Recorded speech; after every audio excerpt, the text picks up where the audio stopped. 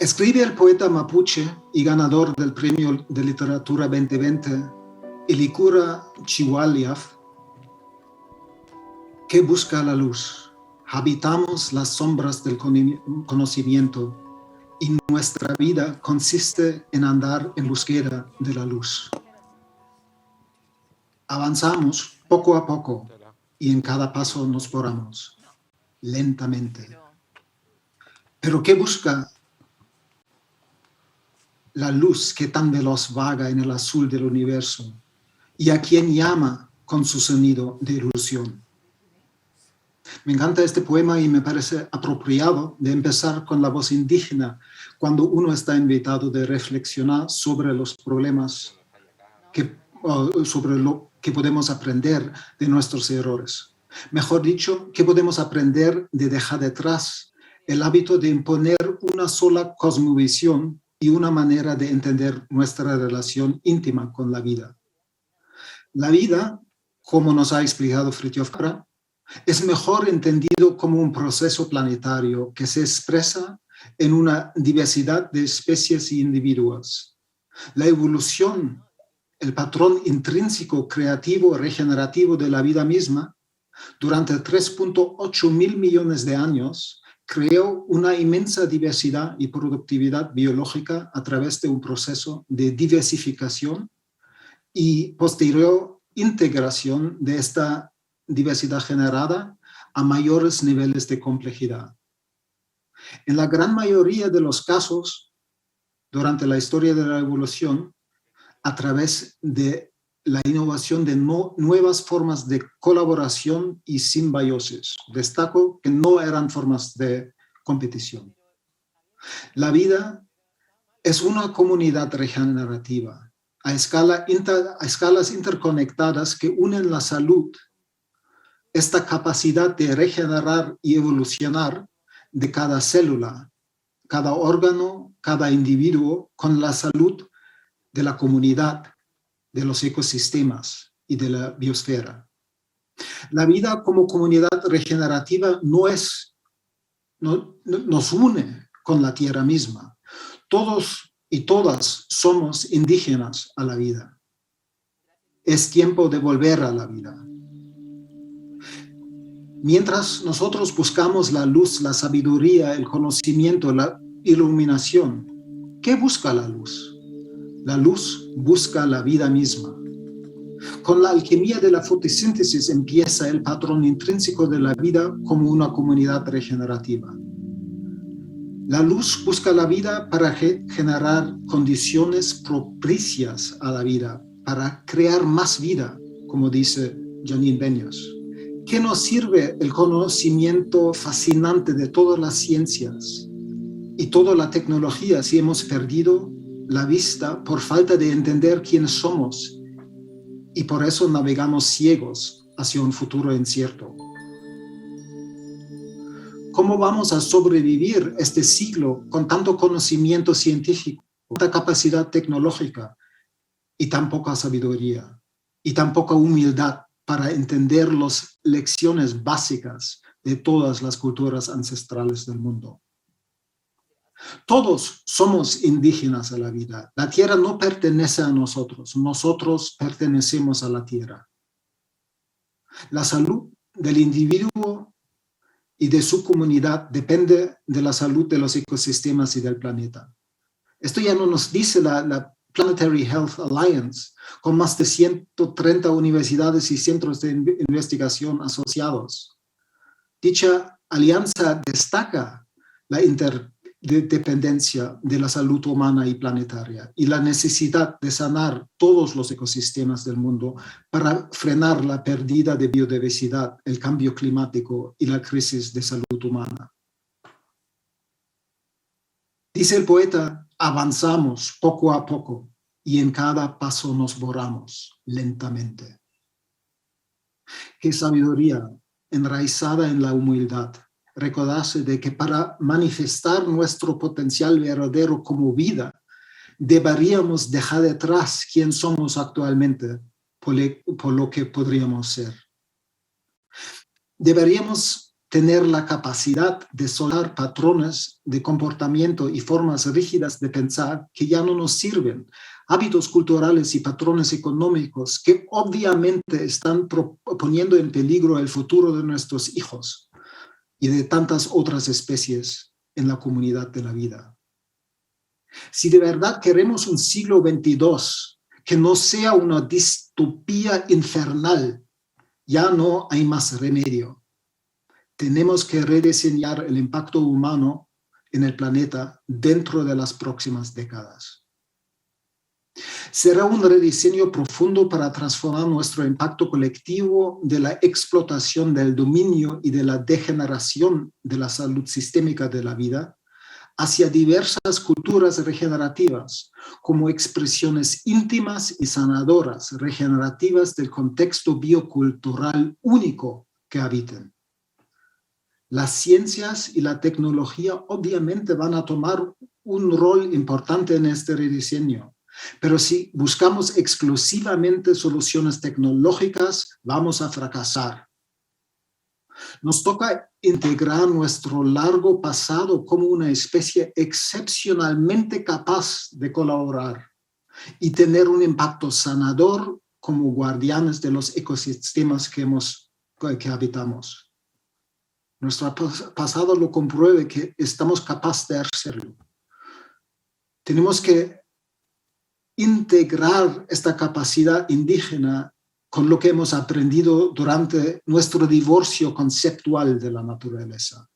Podemos aprender de nuevo de nuestros hermanos mayores, los pueblos indígenas de todo el mundo, y podemos hacerlo sin que esto sea un paso de atrás o un volver a un pasado. Podemos co-crear diversas culturas regenerativas como adaptaciones y expresiones íntimas de sus bioregiones. Podemos co-crear economías bioregionales que sean cíclicas, basadas en biomateriales y alimentos cultivados de manera regenerativa y procesados con energías renovables localmente generadas. Somos capaces de transformar el impacto humano en el planeta, pero el camino hacia un futuro regenerativo no se puede crear en el escalar soluciones globales y implementarlos sin recurso a la situación específica del lugar. Problemas como el cambio climático, la pérdida de biodiversidad, la desigualdad obscena a nivel global y nacional, no se dejan resolver a través de intervenciones basadas en escalar soluciones generalizadas. Es paradójico que este tipo de problemas no se pueden resolver, pero sí disuelven cuando trabajamos desde el potencial único de cada persona, de cada equipo, de cada comunidad dentro de su contexto biocultural único. Trabajar de manera regenerativa precisa trabajar desde la unicidad del lugar y su cultura. Se trata más de manifestar potencial inherente en vez de imponer soluciones. Mi libro, Diseñando Culturas Regenerativas, explora en detalle más de 200 preguntas útiles en el proceso de vivir las preguntas conjuntamente y a través de esta convivencia crear culturas regenerativas que nacen del lugar y de la participación ciudadana. En mi blog en Medium ofrezco más de 500 artículos sobre el por qué la sostenibilidad ya no es suficiente y por qué necesitamos culturas regenerativas. Muchos de ellos ofrecen ejemplos prácticos a nivel mundial que destacan cómo esta transformación está ganando fuerza en muchos países, sectores y regiones. Gracias por este honor de poder participar en el prestigioso Congreso Futuro y ofrecerme este tiempo para compartir unas reflexiones con ustedes hoy. Enhorabuena a todos los organizadores. Qué maravilla tecnológica que podemos virtualmente conectar desde muchos rincones del mundo para explorar nuestro futuro común. En la descripción del evento se puede leer que se va a hablar, y cito, de la humanidad y sus efectos en el planeta durante el último siglo, sobre los riesgos naturales, humanos y artificiales que nos amenazan y pueden ocurrir en el futuro. El evento también nos invita a hacernos las siguientes preguntas, y cito de nuevo: ¿cuáles son los desafíos futuros que enfrentamos como especie? ¿Cuáles son las nuevas cómo las nuevas tecnologías cambiarán el mundo? ¿Podremos conquistar el espacio? En este tiempo restante me gustaría ofrecer unas reflexiones sobre cada una de estas preguntas y también el metatema del Congreso: ¿cómo podemos aprender de convivir? Primera pregunta: ¿cuáles son los desafíos futuros que enfrentamos como especie? El poeta inglés T.S. Eliot predijo hace 80 años: no dejaremos de explorar y el final de nuestra exploración será llegar a donde empezamos y conocer el lugar por primera vez. En este desvío del camino que dura, más de miles de años y siglos, ya no se puede llamar error. Una parte de la humanidad empezó un experimento hace unos 8.000 años con el desarrollo de agricultura basada en el arado y la intensificación de los monocultivos. No fue un horror, pero un experimento con un impacto de cadena reverberando hasta hoy en la convergencia de crisis múltiples que confrontamos como humanidad. En muchos sitios del mundo se vivió el cambio desde una vida nómada íntimamente conectada con las prácticas de seguir, sanar y nutrir los patrones simbióticos de los ecosistemas de los cuales formábamos partes, hacia una cultura agraria de asentamientos permanentes. La introducción del arado y del monocultivo anuales inició lo que Robert Gilman ha llamado la era de los imperios.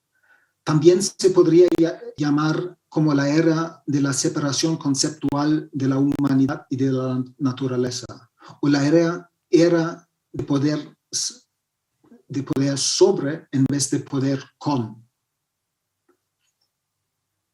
Avance rápido por un par de miles de años, en los cuales pasó que hoy en día llamamos la historia humana, y llegamos a la época del Renacimiento.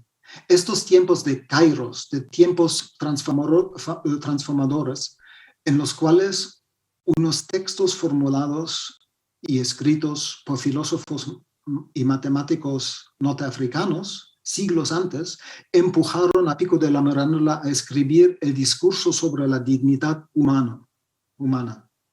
Hoy en día necesitamos un discurso sobre la dignidad de la vida. La revolución científica, por un lado, empujó los poderes tecnológicos que han causado tanto daño a la vida, especialmente a partir de la revolución industrial. Al otro lado, la misma revolución científica hizo posible que comprobamos de manera científica que nada existe por sí solo, porque todo está interconectado. Y quizás más importante, que el saber y el ser están íntimamente relacionados, gracias a don Humberto Maturana y don Francisco Varela. El desafío más grande de la humanidad, el ritual de paso a nivel de especie que nos toca este siglo, no lo vamos a lograr con inteligencia artificial ni encontrar en Marte, porque se trata de un cambio de nuestra forma de participar en la comunidad de la vida misma. Lo más rápido que logramos atravesar el antropoceno hacia el ecozoico, la era cuando la humanidad vive en mutualismo coevolutivo con la comunidad de la vida en la Tierra, lo más viable nuestro propio futuro y el futuro de la vida misma. El desafío más grande de la humanidad es el largo viaje a casa. Tenemos que volver a la conexión íntima con los lugares que habitamos, los ecosistemas y bioregiones de los cuales formamos parte. Como vida, somos capaces de crear condiciones conducentes a la vida. Hace 20 años, en el máster de Ciencias Holísticas del Schumacher College, aprendí del profesor Brian Goodwin una lección clave para este camino. Una vez que tomamos en serio la lección clave de la ciencia de la complejidad, el hecho que sistemas complejos son fundamentalmente impredecibles y incontrolables fuera de márgenes muy cortoplacistas y bordes de análisis muy reducidos. Esto cambia el propósito de la ciencia y de la tecnología y tenemos que dejar detrás la búsqueda del control y de la predicción y del poder manipular la naturaleza, y deberíamos enfocar con humildad nueva cómo la ciencia y la tecnología nos pueden apoyar en la participación apropiada en la naturaleza y en este proceso planetario que llamamos la vida. La colaboración y solidaridad internacional para ayudarnos mutuamente en el proceso de regenerar los ecosistemas, el tejido social de nuestras comunidades y de co-crear economías regenerativas por el diseño en cada lugar, cada comunidad, cada región, nos ofrece un camino de integrar la humanidad de manera apropiada en la comunidad regenerativa de la vida. Estoy convencido de, a pesar de todas las crisis convergentes, que podemos lograr este desafío y volver a casa. Porque una vez que sintonizamos nuestros patrones humanos con la capacidad intrínseca de regenerar que destaca la vida a escala local, regional y global, ya contamos con ella como nuestra mejor aliada y fuente de sentido e innovación. Para terminar y brevemente reflexionar sobre las otras preguntas, la segunda era cómo las nuevas tecnologías cambiarán el mundo. Este congreso sigue por gente alrededor del mundo, seguido por gente alrededor del mundo. Es un excelente ejemplo que ya lo están haciendo y lo hemos hecho. La ciencia puede cambiar el mundo. Todas formas de diseño y tecnología siguen diseñando nuestro mundo. La tecnología y la ciencia solo nos va a servir en el gran reto de volver a la vida si logramos ponerlo de nuevo en su sitio. Las ciencias y la tecnología deberían servir a la humanidad mientras la humanidad sirve a la vida misma. Y con esto a todos los seres humanos. Es importante hacernos más conscientes hasta qué nivel las tecnologías de verdad nos sirven y cómo evitamos que acabamos sirviendo a ellas. La pregunta siguiente es un ejemplo. ¿Podremos conquistar el espacio? ¿De verdad se trata de conquistar el espacio en tiempos de crisis planetario? Basado en los resultados actuales, ¿de verdad podemos decir que la humanidad ha aprobado sus exámenes como guardianes de la vida o sanadores de ecosistemas? ¿Hasta que por fin dejamos la manía de conquistar y no tenemos la madurez necesaria para convertirnos en custodianos de la vida en otros planetas? Claro que podremos ir a otros planetas, pero primero deberíamos poner en evidencia que no nos vamos a convertir en las garrapatas del universo o las langostas de otros planetas. Si no aprendemos a poner la ciencia y la tecnología en su sitio, muy útil que obviamente es, y seguimos haciendo que se pueda hacer tecnológicamente sin reflexionar si de verdad nos sirve y sirve a la humanidad y la vida misma a largo plazo, no habrá futuro ni en este ni en otro planeta. Es verdad que la posible colisión con un meteorito grande es un riesgo esencial para la humanidad, pero nuestro hibris tecnológico, nuestra monocultura epistémica y nuestro desaprecio de la vida también lo son. Me encanta el cartoon de Calvin and Hobbes, donde uno dice al otro enfrente de unos árboles cortados y latas tirados en el suelo: la evidencia más convincente de que existe vida inteligente en el espacio exterior es que hasta ahora han decidido de no contactarnos. Mejor que esperemos con paciencia que aprendemos de tener la madurez de vivir en este planeta de manera regenerativa antes de ir a otros planetas.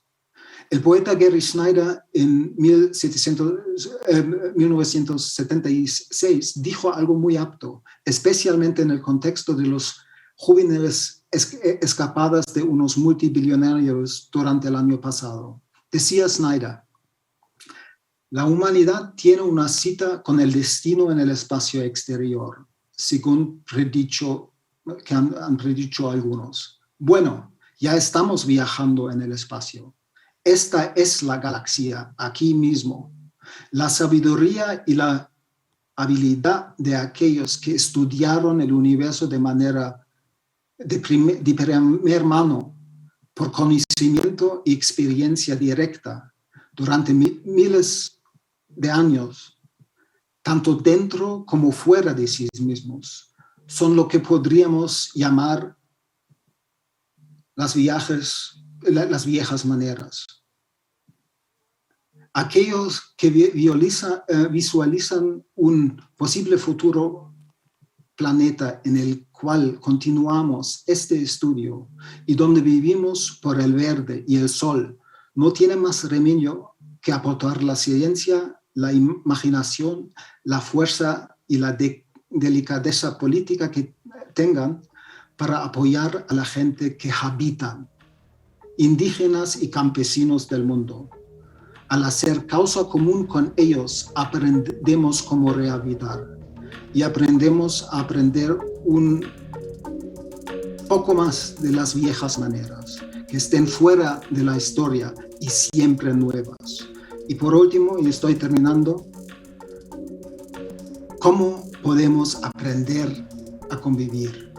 Cuando hablamos de culturas regenerativas, usar el plural reconoce que la diversidad humana es un aspecto de la diversidad de la vida misma y así fuente de la creatividad y capacidad evolutiva de transformación. Las culturas regenerativas emergen como expresiones humanas del potencial inherente de cada sitio y cada contexto ecológico, cual se manifiestan de manera distinta y diversa.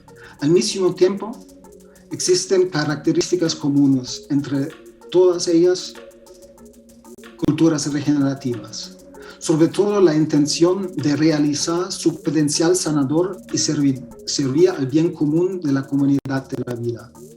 Lo que podemos aprender, y voy a terminar, de todas las culturas indígenas del mundo es: con cada decisión que tenemos que tomar, deberíamos preguntar 3 preguntas vinculadas a la ética del convivir. ¿De verdad sirve el individuo? ¿De verdad sirve la comunidad? ¿De verdad sirve a la vida? Muchísimas gracias. Viva la regeneración, viva la vida.